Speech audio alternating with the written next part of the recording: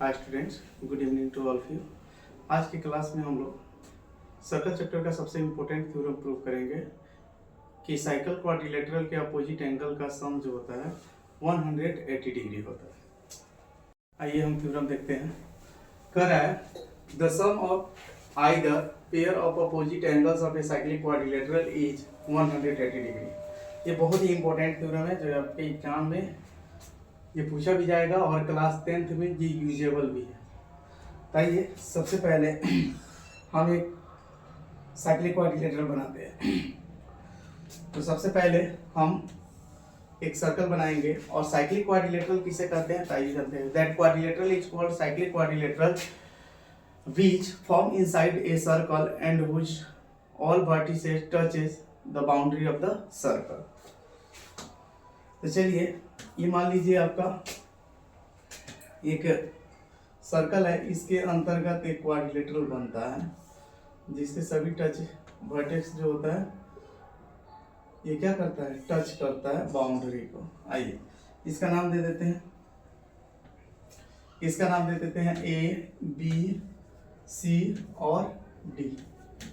चलिए सबसे पहले लिखते हैं जो गिवन दिया हुआ है। Given A B C D is a cyclic quadrilateral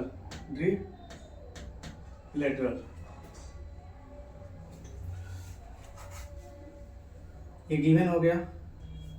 to prove, हमें प्रूव करना है इसके अपोजिट एंगल का सम जो होगा 180 होगा। तो it means angle A plus angle C equal to 180 degree, या ये भी हमको प्रूव कर सकते, दोनों में से कोई एक प्रूव कर देंगे। Angle B plus angle D equal to 180 degree. तो चलिए हम एक गिवन हो गया, टू प्रूव हो गया, कंस्ट्रक्शन इसमें करना पड़ेगा। ये कंस्ट्रक्शन देखते हैं। कंस्ट्रक्शन में हम करते क्या है, डायगोनल को मिला देते हैं।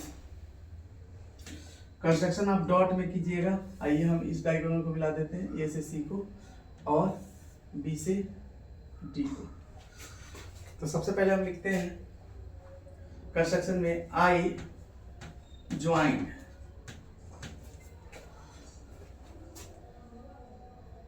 A to C and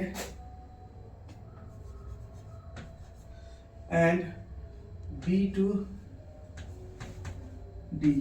चलिए एक गिवन हो गया, कंस्ट्रक्शन हो गया। कंस्ट्रक्शन में अपना सुविधा के लिए हम क्या करते हैं, इसके एंगल को हम रिप्रेजेंट कर लेते हैं ताकि आसानी हो और जल्दी प्रूफ हो जाए। तो इसको हम एंगल 1 मान लेते हैं, इसको एंगल 2 मान लेते हैं, इसको एंगल 3 मान लेते हैं, इसको 4 मान लेते हैं, इसको 5 मान लेते हैं, इसको 6 मान लेते हैं, इसको 7 मान लेते हैं, इसको 8 मान लेते हैं। ठीक है, चलिए प्रूफ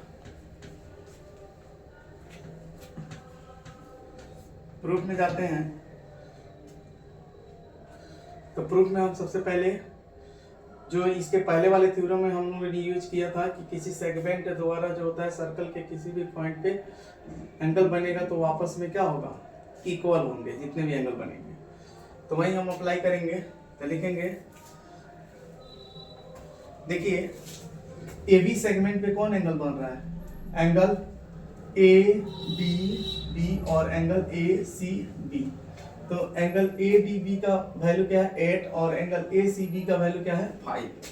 हम लिख लेंगे एंगल 8 इक्वल टू एंगल, इसको डाल दीजिए एंगल 5।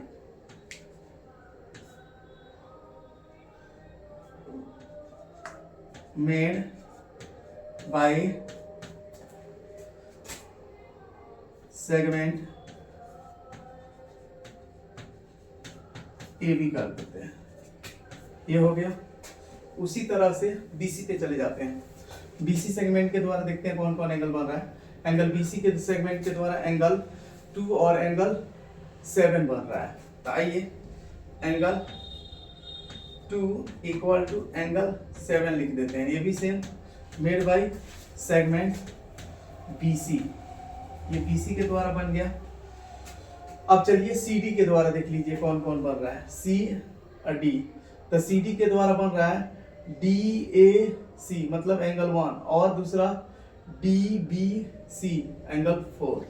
तो एंगल 1 इक्वल टू एंगल 4 लिख लेते हैं। एंगल 1 इक्वल टू एंगल 4, और ये भी हो जाएगा मेड बाय सेगमेंट, उसका नाम डाल दीजिए ये CD।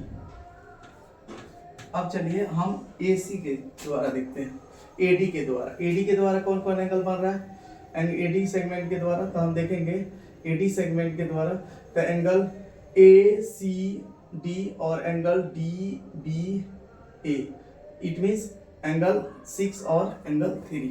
यहाँ लिख लेंगे एंगल 3 इक्वल टू एंगल 6, ये भी लिख लेंगे मेड बाय सेम सेगमेंट यहाँ AD। चलिए इतना लिख लेंगे। उसके बाद अब करेंगे क्या, यहाँ से हम लोग थ्योरम प्रूव कर चुके हैं। The sum of all angles of a quadrilateral is 360। हम जानते हैं, तो लिखेंगे therefore angle 1 plus angle 2 plus angle 3 plus angle 4 plus angle 5 plus angle 6 plus angle 7 plus angle 8 equal to कितना हो जाएगा 360 डिग्री। चलिए तो हम कौन सा प्रूव करना चाहते हैं, मान लीजिए कोई भी एक प्रूव कर दीजिएगा हो जाएगा।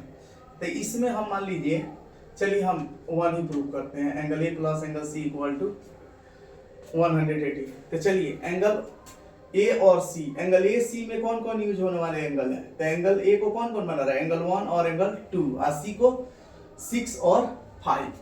तो हमको क्या करना होगा, इसे 1 2 को रखना होगा, 1 2 को रखना होगा, और 6 5 को रखना होगा, 6 5 को रखना होगा, 6 और 5 रखना होगा, बाकी सबको चेंज करना होगा। तो आइए, क्योंकि यही प्रूव करेंगे, यहाँ हम लिख लेंगे एंगल 1 प्लस एंगल 2। एंगल 3 को नहीं रखना है, तो एंगल 3 देखिए किसके बराबर है, एंगल 3 एंगल 6 के, तो 6 लिख लेंगे। एंगल 4 को भी नहीं रखना है, तो एंगल 4 को बदले में क्या लिखेंगे, एंगल 4 किसके बराबर है, एंगल 1 के। 5 को रखना है तो एंगल 5 लिख लेंगे, 6 को रखना है तो एंगल 6 लिख लेंगे, 7 को नहीं रखना है तो 7 एंगल किसके बराबर है, एंगल 2 के, तो प्लस एंगल 2, आप प्लस एंगल 8 को नहीं रखना है तो 8 किसके बराबर है बाबू, तो एंगल 8 5 के बराबर है, तो एंगल 8 5 लिख लेंगे और इक्वल टू 360 डिग्री।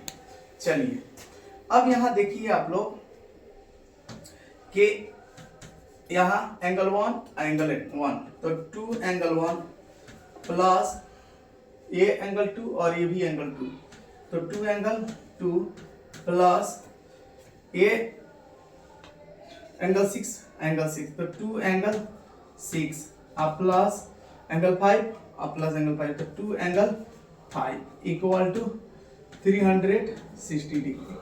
आइए 300, देखिए इस सब में 2 कॉमन है तो 2 हम कॉमन ले लेते हैं। चलिए 2 कॉमन ले लिए तो क्या बच गया, angle 1 plus angle 2 plus angle 6 plus angle 5 equal to, इसको हम चाहें तो 2 इंटू 180 भी लिख सकते हैं। तो ये जो 2 है ये 2 कैंसिल हो गया। अब चलिए एंगल 1 प्लस एंगल 2, इसको एक ब्रैकेट में हम लिख लेते हैं, प्लस एंगल 6 अब प्लस एंगल 5 एक ब्रैकेट में लिख लेते हैं। चलिए इक्वल टू 180। अब चलिए एंगल 1 अब प्लस एंगल 2 मिलके क्या दे रहा है, एंगल ए, अब प्लस एंगल 6 और 5 मिलके क्या दे रहा है, एंगल 6 और 5 मिलके एंगल सी दे रहा है, एंगल सी इक्वल टू 180 180। अब इसी प्रकार से सिमिलरली अगर उसको प्रूव करना होता है angle B plus angle D equal to 180, तो ऐसे भी कर सकते हैं। तो लिख लेंगे similarly angle B plus angle D equal to 180 degree proved. आपका ये थ्योरम जो है कंप्लीट हुआ।